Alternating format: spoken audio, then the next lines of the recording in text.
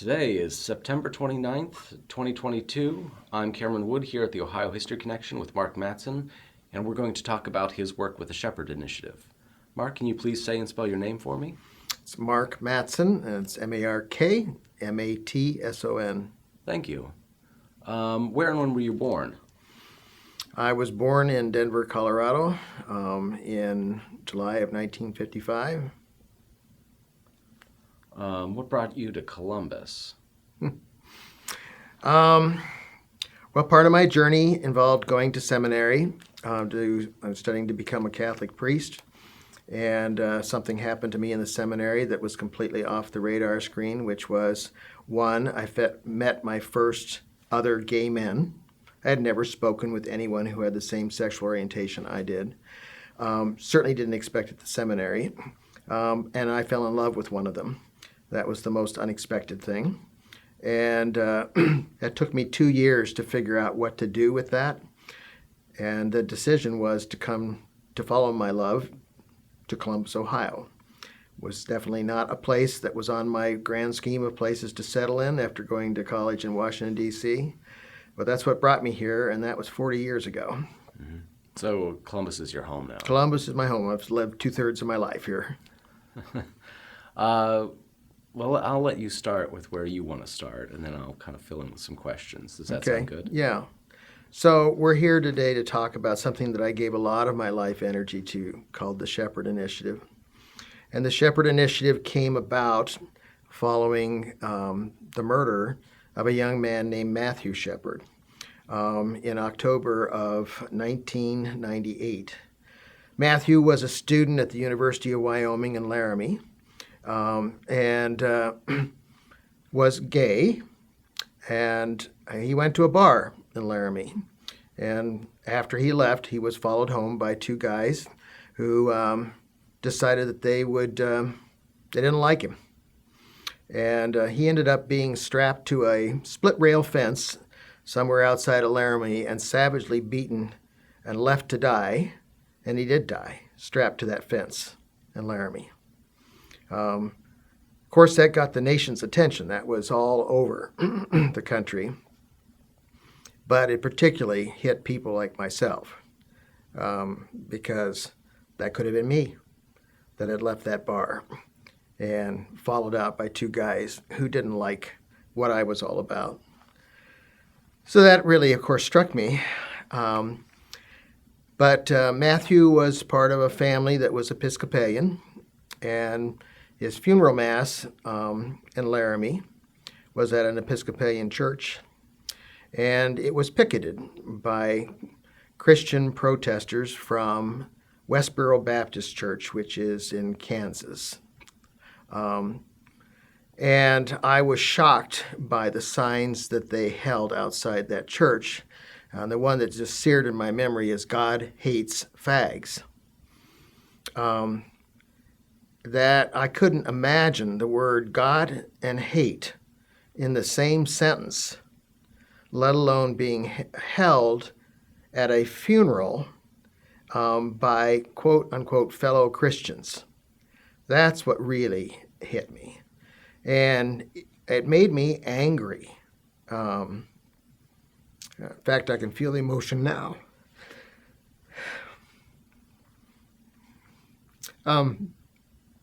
So this was playing in the national media, and I wasn't hearing anything from any Christian leaders that would be a counter voice to what happened in Laramie. By the way, I grew up in Colorado, the adjoining state, and I used to deliver pet supplies to grocery stores in Laramie. So Matthew and I had some other similarities there. I expressed my anger with my faith community, which is an organization called Dignity.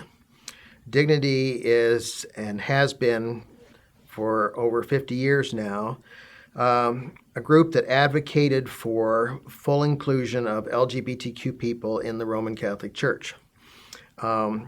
a lot of my friends tease me about saying that I have this thing for feudal causes. And Dignity was my faith community here in Columbus. It was a way for me to worship in my Catholic tradition and not be worried about being judged for my sexual orientation. I mentioned that I moved here to pursue a relationship. Both of us were employees of the Catholic Church at the time, and that ultimately proved to be a unmanageable situation because we lived with the threat of being fired if we were outed. And so I ended that relationship after 7 years and resigned from my job here teaching at an area Catholic school, to move on. And Dignity was what kind of kept me afloat. Anyway, my confreres in Dignity basically challenged me about what could I do with this energy, the energy in the anger that could be constructive. And so I decided that I would send a letter to area pastors and basically repeated what happened at that funeral and asked the question, is this the Christ that you want presented in the public arena? If not, why are you silent? Because your silence is complicity with this message. And I invited them to come to a meeting at Stonewall Union to discuss it. And that was that. I had no idea who was going to show up. 11 pastors showed up, including a Catholic priest, which surprised me. And so we had a conversation that night. And one of the pastors, who's still in his position, he's the senior minister at First Congregational Church here in Columbus, Tim Ahrens, said, I think Mark's got a very good point. We need to start being more vocal, and we need to start being speaking up in the public arena. And so they called for another meeting. So our first meeting was October 27th of 98. And that's when I met with the clergy. And then we followed up at their suggestion. And that meeting attracted 20 people. So 11 basically doubled our size. We had conversation about it. And quite unintentionally, I did not intend this to be anything more than a meeting to vent. But it got traction. And people agreed and said, what are we going to do? What's our plan? So I started to strategize, and I see that kind of as the birth of what came to be known as the Shepherd Initiative. So we went from 20 to 65 people in 21 churches in 12 denominations. They were about 50-50 LGBTQ and straight allies, and about 60% female, 40% male. And I say that because diversity of the group was really important to me, particularly the denominational diversity. And we decided to call ourselves the Shepherd Initiative, but it's spelled SHEPHERD, named after Jesus, the Good Shepherd, who was passionate about any, even one lamb that strayed from the flock. And so that became the metaphor for the LGBT community, which was that so many of us had been alienated from our faith traditions, pushed out or struggling to stay in, and dealing with the psychic angst that caused us, right? But it was a play on words because it was the Matthew Shepard murder that was the impetus for what we were doing, and became, again, we reminded people that every time we pulled together. So our mission, we just talked about our mission statement, what we were there to do, what we were trying to do. And I'm just going to read what the mission statement was. It says, the Shepherd Initiative works for the unconditional inclusion of LGBTQ people within the Christian community, following the example of Jesus Christ, the Good Shepherd, by fostering the development of LGBT welcoming and affirming churches, supporting and encouraging inclusive congregations, building bridges of understanding, promoting healing relationships, and advocating for change. Promoting healing relationships was, while we were working primarily with congregations and therefore institutions, we were also aware of how many Christians in the LGBT community were really hurting. Either had left their faiths or, again, staying in, but in various forms of with sadness. We had a conversation about whether this should be ecumenical, meaning including other faiths, Jewish, Muslim, and so forth. And we made a conscious decision to focus only on Christians because we thought the Christian denomination is the largest in the United States. And we felt that we had the credibility as Christians to speak to fellow Christians. We had the theological grounding. We knew the traditions and so forth, and we thought that's enough for us to bite off. And so from the beginning, we decided we would limit our energy to working with the Christian community in Columbus. So our first big act, I would say, was to take out a half-page ad in the Columbus Dispatch. And that was August 6th of 1999. And we had to raise a lot of money to do that. But it was titled, Here We Stand, People of Faith Who Support Justice for Gay and Lesbian Persons. And it had some pictures of some different couples. And it was signed by over 400 people, including many in pastoral leadership in their churches, in support of an initiative before the City of Columbus City Council to extend health care benefits to live-in unmarried partners of employees.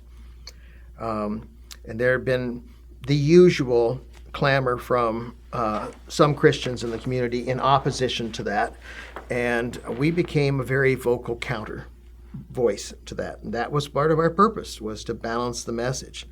And I want to add that in this process, I've always been interested in not only my Catholic tradition, but other Christians, probably because my parents were mixed that way. And my mother, who was Catholic, was always very respectful of other traditions. I learned a lot about other traditions, and in particular, I came to have high regard for the challenge this represented to pastors. Pastors instinctively want to avoid something that could splinter their flock. And this was one of those lightning issues. And pastors are also, good pastors, are instinctively pulled by the gospel and the example of Jesus. So when they believe that the scriptures and the example of Jesus call them to take a position on something that's going to be controversial in the congregation, that's a dilemma.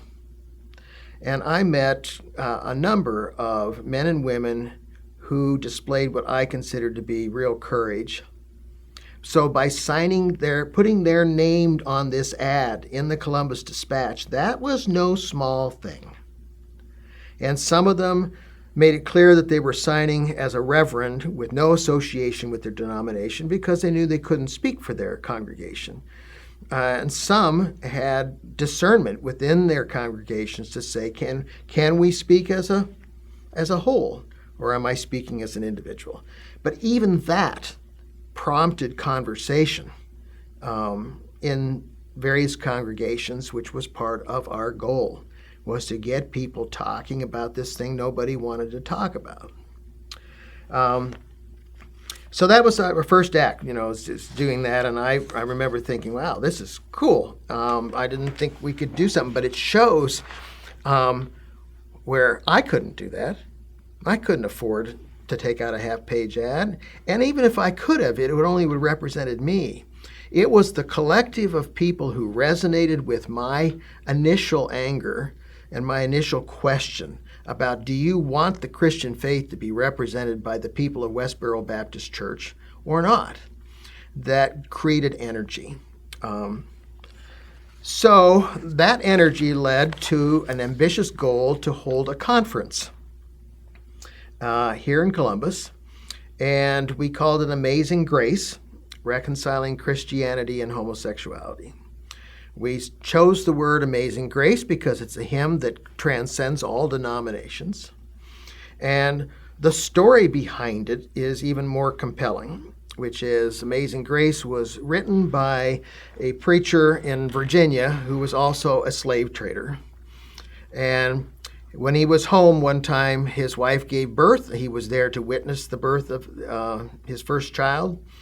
And of course, that's an amazing experience. And so he's on a return voyage from Africa with a ship full of slaves, and one of the women on this boat gives birth. And he was so struck by the common miracle in the birth of these two children that he ordered the ship turned around to return the slaves back to Africa, came back to Virginia, released his slaves. And Amazing Grace is the song about his conversion.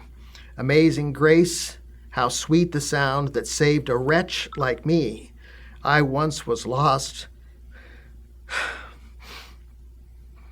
I once was lost, but now I'm found. I was blind, but now I see. And so the story, we thought, was relevant to what we were trying to do, because so many LGBTQ people of faith were in what some Christians would call spiritual bondage, convinced that God hated them, and afraid to even approach the communion rail in their churches and so forth. So that's why we called it Amazing Grace. And I wanted to tell that story because it's not just a hymn. There's a story behind the hymn that was relevant.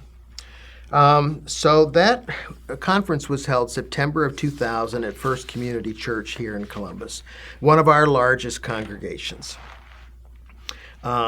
We had no experience, as I mentioned, with conferences, with marketing and all that stuff, but we figured it out.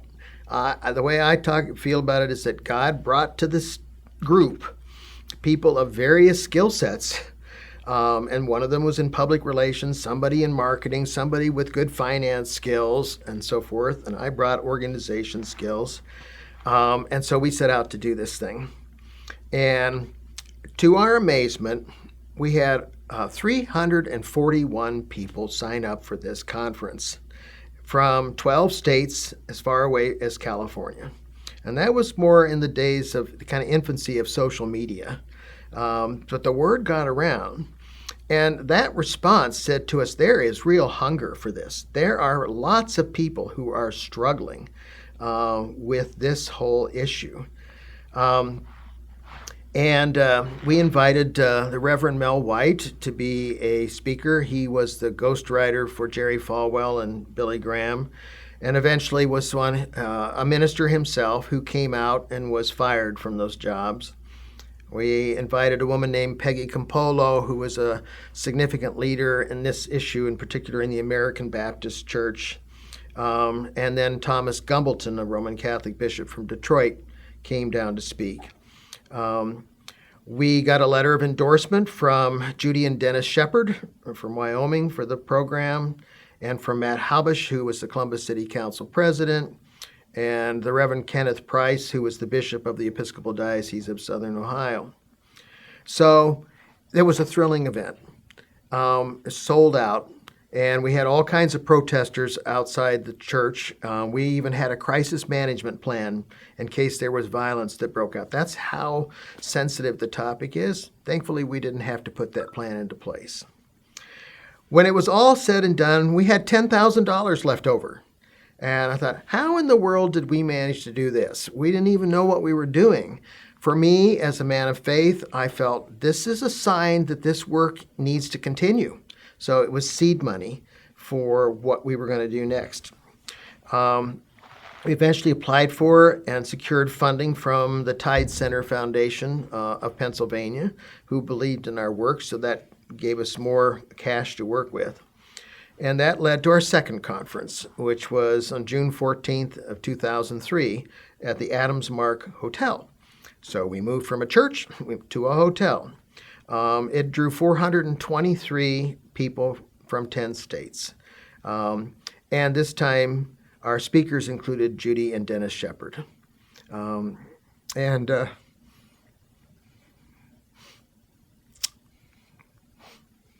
was something.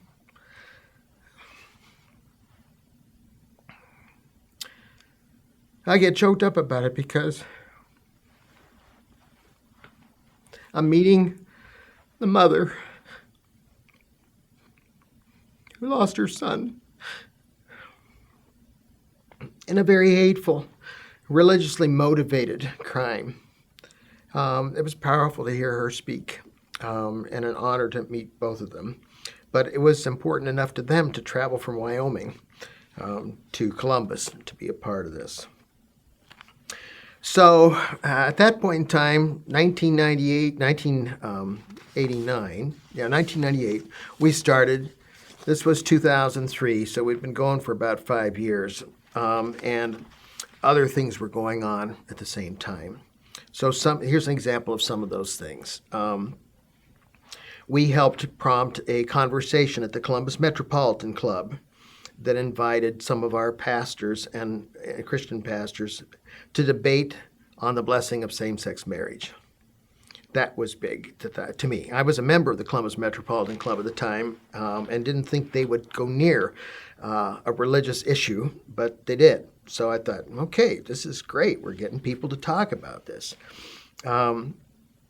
We hosted an annual Matthew Shepard Memorial Vigil marking the anniversary of Matthew's death to keep the thing alive. And the first was at the State House, in front of the State House. I have photographs of us gathered in front of the State House steps. The second was at Trinity Episcopal, which is across the street from the State House. So we did that for about 10 years. We hosted an annual hate crimes prayer service at the beginning of each annual Gay Pride Parade. And the first one was at King Avenue United Methodist Church. And the second was at Trinity Episcopal. But we were trying to invite people who came into Columbus from all over Ohio for the Gay Pride event, who were also people of faith, to provide them with a gathering space in a sacred place, in a church, where they could feel welcomed and they could hear welcoming messages from leaders in our churches. Still very grateful to Trinity and to King Avenue, and I could go on and name any number of denominations around the city who became increasingly more and more public and supportive of us. We hosted listening sessions at area libraries because they provide free space. And we invited LGBTQ Christians to come and just chat. They were just basically times to chat about their experience. And so we could learn more about the people we were trying to serve and to help pastors learn more about the gay lesbian experience. We presented an annual Good Shepherd Award to a spiritual leader or a congregation who had exemplary impact in transforming churches into places of welcome for all. One of the first went to First First Community Church. First Community Church was the first one that I know of that undertook a discernment about blessing same-sex unions. They were doing it in the pastor's office, but a lesbian couple approached the pastor and said, no, we want it in the sanctuary like everyone else's unions are blessed. Well, easier said than done, but they engaged the congregation and the governing board in a discernment about what that meant, and eventually they made the decision that they would bless the unions in the sanctuary of the church, which became a big article in the Columbus Dispatch that they were doing this. But Shepherd Initiative was in the background because we were connecting pastors with pastors so they could help one another, work through these issues with each other. So when they went back to their congregations, they weren't necessarily alone and they could draw on the experience of others. But First Community was out in the forefront of doing this. I want to mention a second one, which was Columbus Mennonite, contacted us and asked if we would be able to provide some voices to help them with discerning as well. I had no experience with the Mennonite church, but basically the story was they had a lesbian couple who had been managing the child care services of their their church for about 10 years, who asked to become members. In the Mennonite church, you actually apply for membership, and then the community discerns that application against the various criteria and votes. About as opposite the Catholic Church as you can get. So I was fascinated by this process. And this presented a real dilemma to them because everybody loved this couple and they had served the church faithfully for 10 years. But the denomination officially was on record as being in opposition to a lifestyle that was sinful. And so they engaged in a 9-month discernment process and brought in representatives of the denomination, people who could help them work through the scriptures, look at the tradition, and they wanted to hear stories. And so that's where Shepherd Initiative came in and provided stories. I was one of the people who spoke, as a Catholic about the dilemma that this presented to me, the conflict between my faith, which I loved, and being true to myself. When it came time for a vote, the denomination voted 92% in favor of admitting them to membership. And the members of the Columbus Mennonite Church became faithful and regular participants in the Shepherd Initiative, which leads to another thing that we did, which was I wanted to create a balancing message for the Gay Pride Parade. I've marched in that parade for 20-some years. And it always hurt me when we would come to a place where we were surrounded by Christians who were screaming at us messages like God hates the sinner, or love the sinner, hate the sin, and so forth and so on. But it was all, to me, very wounding and very hurtful. And Shepherd Initiative decided to present a counter message on the route, and eventually we outnumbered the other side by probably 5-1. And we did that every week. Now, if you go to the Gay Pride Parade, like a whole bunch, like a third of the entrants in the parade are from churches and faith communities. The faith communities started kind of competing with one another to show that they were welcoming and affirming. But Shepherd Initiative started that simply with our signs along High Street. And then we placed ads in area media sources, provided a speakers bureau to churches, and we even advocated to the Ohio State Legislature when they were debating about the Defense of Marriage Act. As Christians, we always spoke as Christians, and we had the credibility to do so because we represented 12 different denominations, and we had ordained leaders who were speaking. Remember when we started, there was silence in response to what happened in Laramie, Wyoming. So Shepherd Initiative lasted 10 years. And we eventually kind of ran out of energy. And so what we did as our final act is we took what was in our treasury, which was about $7,400, and we gifted it to Equality Ohio, which is an advocacy organization statewide, to create a statewide directory of faith communities that are welcoming and affirming to LGBTQ people, so that people could go on their website, and whether they were in Cambridge, Ohio, or Dayton, or Columbus, or wherever, Pike County, they might be led to a place where they might find welcome. Great. Can I ask you about, you talked about your household being a mixed faith household. How was faith discussed in your household growing up? So my mother was Irish Catholic, and Dad didn't have a strong grounding. His father was Seventh-day Adventist, but his mother kind of went to whatever church was close by, and she liked the preaching. So sometimes they were Methodist, sometimes they were Presbyterian. So there wasn't a strong identity for my father with his background.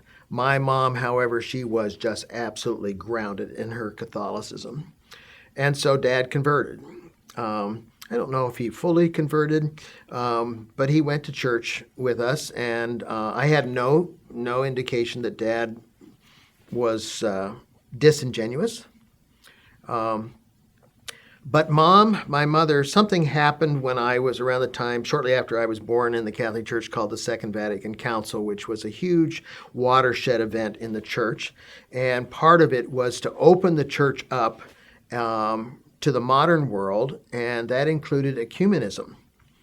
Because prior to that, it was, the Catholics would preach that the church was the one true church, and Protestants would hear that Catholics worship statues and all that sort of stuff. So there was this, divide. Mom was always interested in bridging that divide.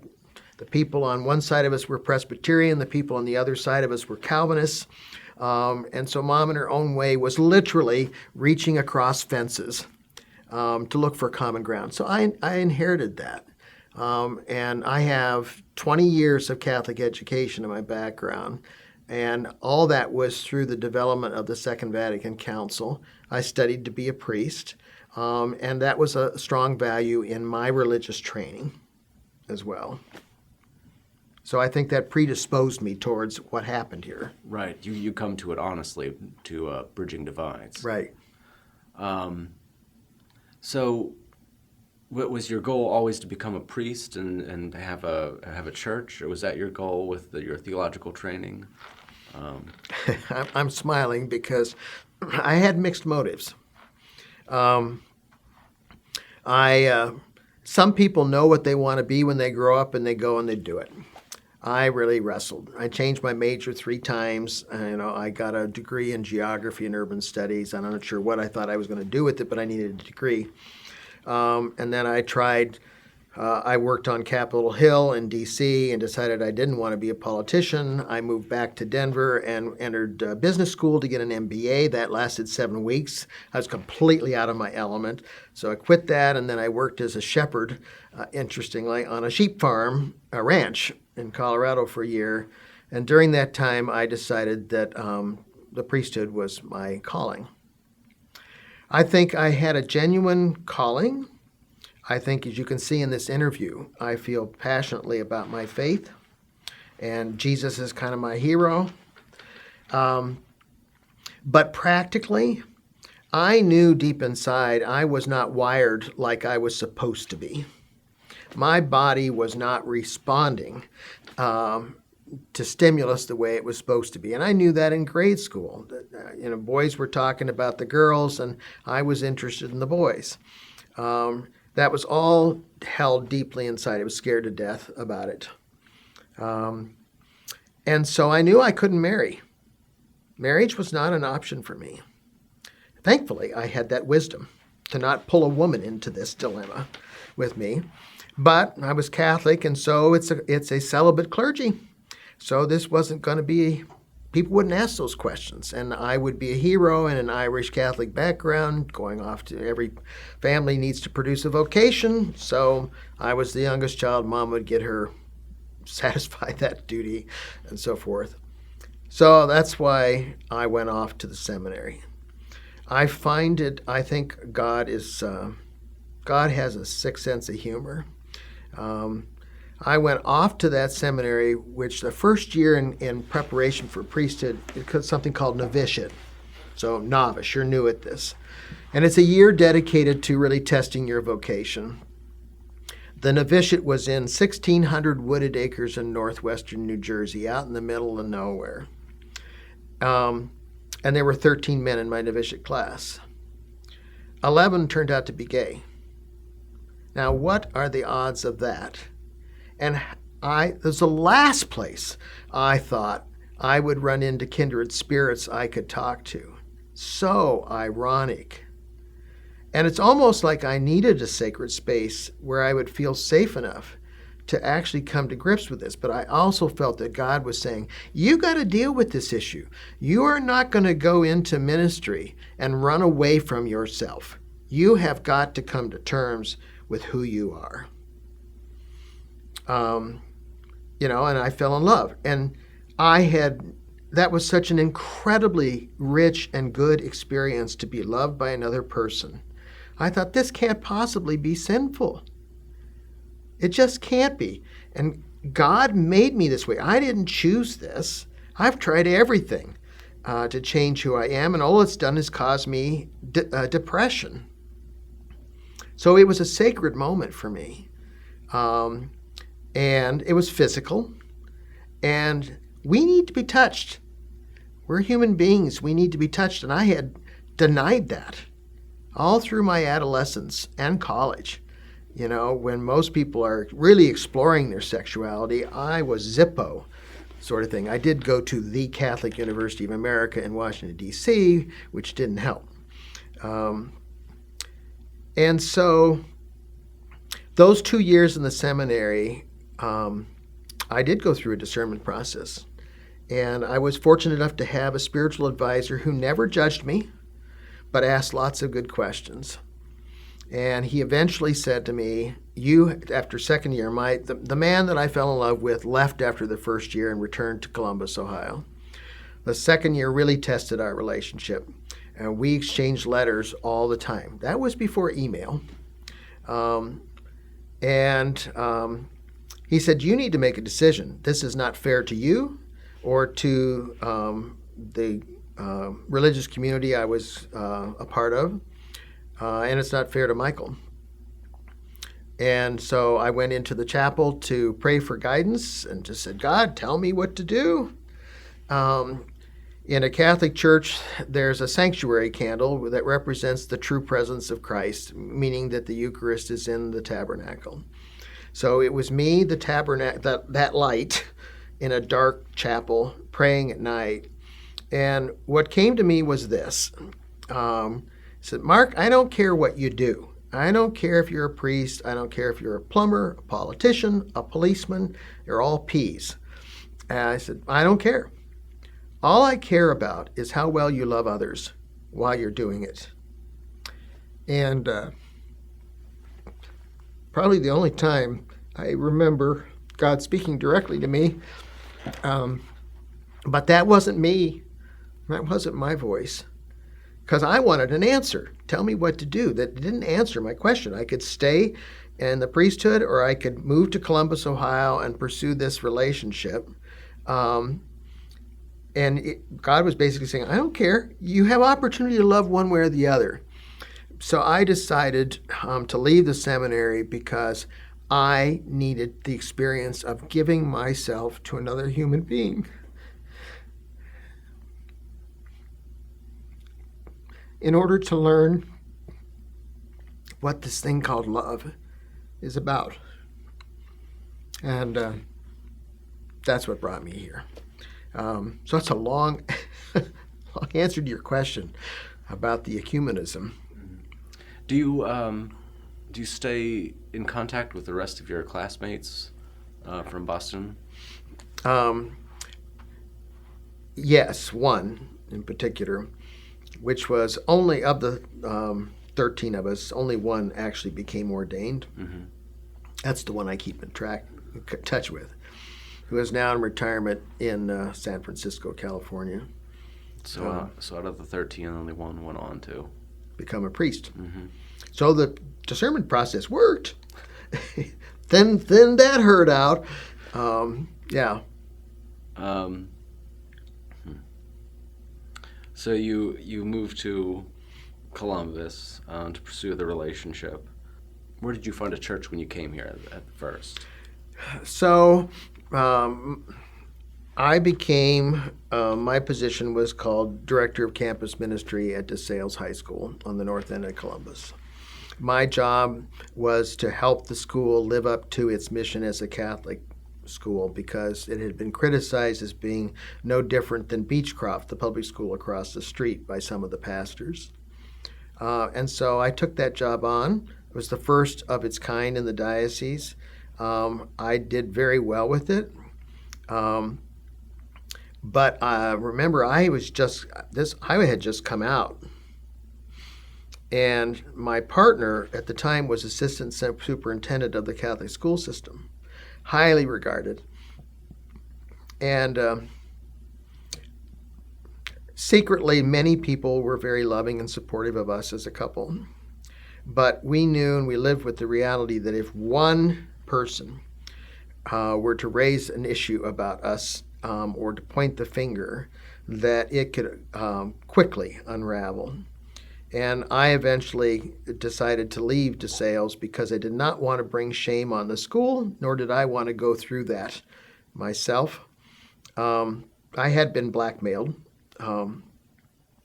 and that meant that I had to leave Michael as well, because anything that I did could be guilt by association. And this was his home. I moved into his home with his friendship and his families and his reputation. At the time, he was very closeted, and I just said, I left the seminary in order to begin living with integrity. Because if you don't live with integrity, you live with implied shame, which is what I was living with. That is not of the gospel. That is not what Jesus was about. So we separated. And I ended up pursuing a career in human resources through Ohio State University. The Newman Center, the Catholic Newman Center at Ohio State University, was my worshiping community for a long time. And like many things, I threw myself fully into it. I became a Eucharistic minister, a lector, worked in their catechesis program, and eventually became head of the parish council. So it was a wonderful place for me because my sexuality was not an issue. Probably the only Catholic church in the whole diocese where I could have been truly open. They didn't care about my sexual orientation. They cared about how I lived my life, which was consistent with the message I'd received long before that. I don't care what you do. I care how well you love, sort of thing. So that was my worshiping community. Thank you for sharing that with us. Looking at the state of the world in 2022, do you feel that we've progressed since the time that you started the Shepherd Initiative in 2008 or in 1998? It's funny you asked that because I was wondering about that last night when I was preparing for this thing. In some ways, we've come a huge distance within the focus of the Shepherd Initiative. Churches have been honestly wrestling with these issues, like the Methodist Church, recently decided basically on a schism on this issue about whether to ordain, openly gay and lesbian people to ministry. But they debated it. Instead of it just being under wraps, they debated it. The Episcopal Church is, fully now welcoming and affirming. First Community Church, that's well beyond, it's not an issue anymore. The Columbus Mennonite. So I think we've made really big progress that way. There are many welcoming and affirming churches now in the Columbus area that were largely invisible back then. On the other hand, I feel we're now moving back.